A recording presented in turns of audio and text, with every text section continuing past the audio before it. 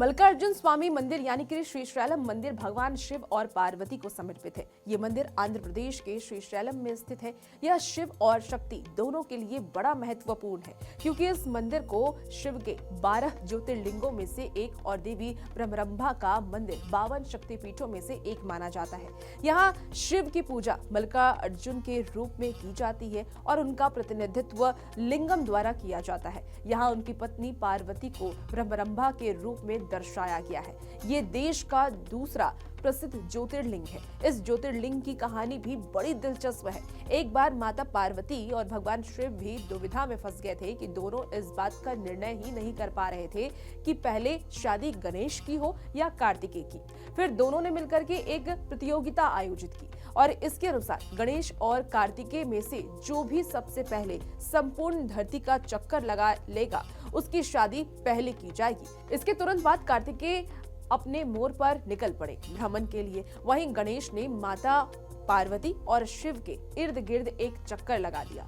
पूछे जाने पर गणेश ने बोला कि उनके लिए उनके माता पिता ही संसार है, इसलिए उन्होंने उनका चक्कर लगा लिया। और ये सुनकर के माता पार्वती और भगवान शिव इतने प्रसन्न हुए कि उन्होंने गणेश का विवाह विश्वरूपम की दोनों बेटियां रिद्धि और सिद्धि से करवा दी। ये देख कार्तिकेय को बहुत बुरा लगा और उन्होंने निर्णय किया कि वो कभी शादी नहीं करेंगे और इसके बाद वो श्रीशैलम पहाड़ की तरफ निकल पड़े।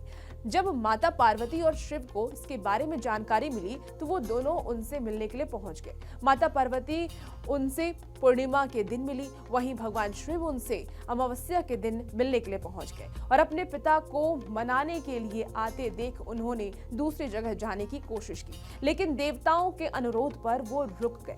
जिस स्थान पर शिव और पार्वती रुके थे उसे श्रीशैलम के नाम से जाना गया। इस तरीके से स्थापना हुई मल्लिकार्जुन ज्योतिर्लिंग की। मुख्य मंदिर के रास्ते में शिखरेश्वरम मंदिर स्थित है। कहा जाता है कि इस मंदिर में दर्शन करने से पुनर्जन्म नहीं होता है। यहाँ कृष्णा नदी को पाताल गंगा कहा जाता है। नदी तक पहुँचने के लिए 852 सीढ़ियां उतरनी पड़ती हैं और इसी नदी के जल से शिवलिंग को स्नान कराया जाता है। आपको बता दें कि सातवाहन राजवंश के शिलालेखों से ये पता चलता है कि यह मंदिर दूसरी शताब्दी से अस्तित्व में है। अधिकांश आधुनिक निर्माण विजयनगर साम्राज्य यानी कि 14वीं और 15वीं शताब्दी के राजा हरिहर प्रथम के काल में किए गए थे। वीरशैव मंडपम और पातलगंगा सीढ़ियों का निर्माण वाहिनी रेड्डी साम्राज्य के 12वीं और 13वीं शताब्दी के काल में हुआ था। रेड्डी राजवंश श्री ब्रह्मरंभ मल्लिकार्जुन स्वामी के समर्पित भक्त थे।